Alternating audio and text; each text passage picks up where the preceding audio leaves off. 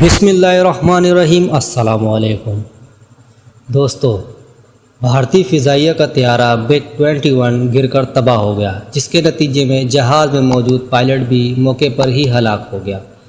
دوستو، بھارتی فضائیہ کی جانب سے جاری بیان میں کہا گیا ہے کہ طیارہ تربیتی مشق کے دوران حادثے کا شکار ہوا، جس کے نتیجے میں اس میں سوار پائلٹ اسکواڈرن لیڈر ابھینیو چودھری ہلاک ہو گئے، جبکہ حادثے کی وجوہات جاننے کے لیے تحقیقات کا حکم دے دیا گیا ہے۔